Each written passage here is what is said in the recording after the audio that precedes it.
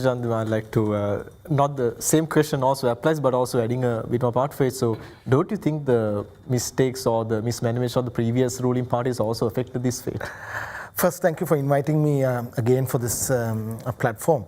Yes, the past governments have done many mistakes, and that's exactly why the NPP convinced the population that they will be very different from everyone who were in power before. So the NPP government cannot come to power now and say, okay, the past governments are done so bad and now we can't do anything about it. They came to power exactly because the past governments have done bad. You know, they have done a terrible job. Otherwise, such a lousy, how do I say, in this civilized terms, such a lousy government would not be in place in Sri Lanka right now. Cost of living is directly related to inflation, one. But then, in our case, it's also related to the foreign exchange rates that we are now seeing a kind of a upsurge momentum. The euro is at 380. The dollar is reaching 330 very fast. So we see the rupee is being pressured and it's been devalued quite fast, faster than I would say that even the central bank expected. And then the price of utilities is a major factor. The energy prices, the electricity, the fuel, they have gone up considerably, contrary to the promise they gave before the election. The government seemed to be very much incapable of managing the utility prices. And then all this, on top of all this, there's the war, the illegal war by US and Israel against Iran. That's affecting us, that nobody can deny. I think my friend from SJB will also agree to that. But then if we had a good management, if we had a good overall plan, if we kept our strategic energy reserves, especially in fuel and coal, then we would not be in this much of a dire situation. We could have better managed this. We could have better managed the electricity prices if the government did not crush the solar and the renewable energy industry last year in favor of getting, in my view, higher commissions for their own pockets or their party pockets from the thermal power industry. If they had the strategic oil reserves properly filled before the war came, this fuel price would be a different story. But for whatever reasons, it was not the case. They crushed the renewable energy, leading to more power prices right now. The tariff is again going to be increased soon. The president yesterday in Matale, I think, hinted rather, the fuel prices need to be increased further.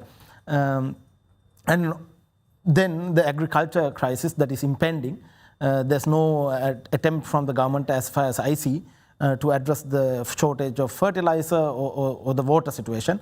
We all know the highest ever recorded Pacific Sea temperature since the El Nino La Nina index was introduced in early 1990s is this year, 2nd of May. So higher temperature means there's an increasing risk of a drought in this year's from I guess June to July, September, August.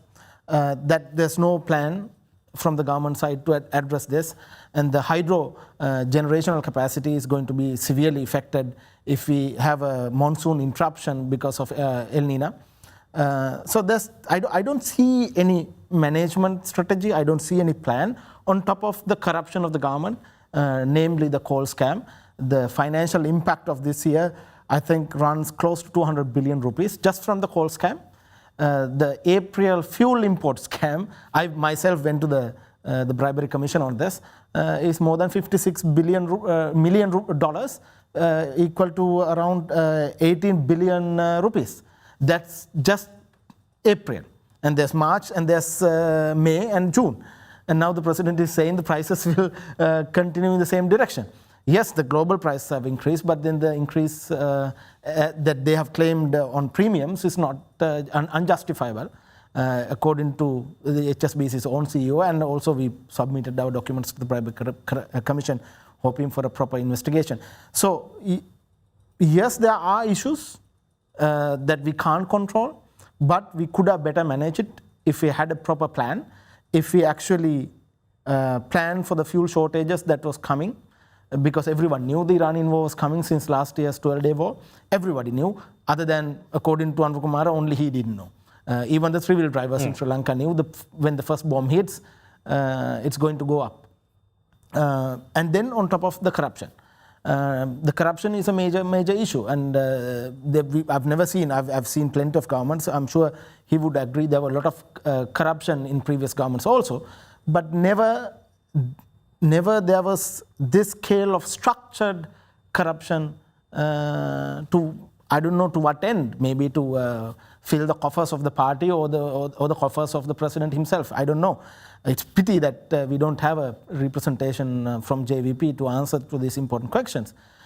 So yes, cost of living is in a major pressure point right now, and I see in my own modeling, in my own calculations, it's going to get quite worse by the end of the year. Agriculture, energy, transport, all these sectors, industry, now they have increased the price of electricity for all industrial users also.